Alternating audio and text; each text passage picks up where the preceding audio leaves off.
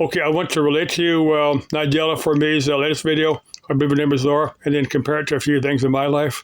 Now, she's at in the last video, she's at a dentist office, I believe, waiting for her appointment, and she meets this very, very nice gentleman with a very, very soft British accent. She talks to him maybe half an hour, something like that, and really gets to like him. Thinking, should I ask this guy out? Because he doesn't have a wedding ring. Of course, I've never worn a wedding ring.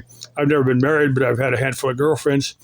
But anyway, after about half an hour, this guy's wife comes out, and and she said, "Oh God, he's married." And but the guy says, "Well, nice talking to you. Hope your sister recovers from her heart problems, stuff like that." Now, for me, yeah, God, I've certainly misunderstood people's intentions. I've done that plenty of times. By the time you start asking them, do you have somebody? Do you have like this one lady? I thought she was coming on to me. I really did. And I asked, and I said, well, you got a husband and a family and stuff. And I asked it in a very, the way that most people would, say. But anyway, she goes, oh, don't you know I'm a lesbian? My life partner is another woman.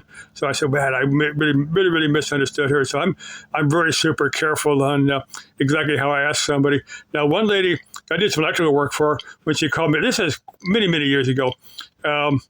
My little daughter was about 6 months old, and I'm going to get to that in a second. Now, she called me up and she said, are you the guy whose wife had just died? Which is kind of an odd question. And I said, no, my wife has not just died.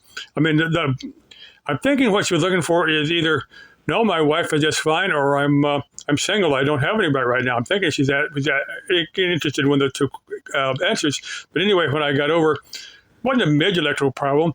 And but anyway, this is back in the time when we all had water beds, if you remember the time when we all had water beds. Now, this chick was squirming around, really, really squirming around a really sexual way on her water bed. You know what I'm talking about. And she was, Mommy's freaking out. Mommy can't handle this. And I thought to myself, I'm not exactly sure where the chick is coming from. So I showed her a picture of this girlfriend and a 6-month-old baby. I said, well, look, I got this girlfriend and a little baby. And most women are going to back off. They're going to say, okay, cool, dude, I'll find somebody else. And she goes, you ever leave that chick? You come back over here to me. So I thought that was kind of interesting. Of course, I wasn't going to. As long as I had that other girlfriend and the baby, I wasn't going to leave them. Let's see what else. I think I covered it all. Bye-bye.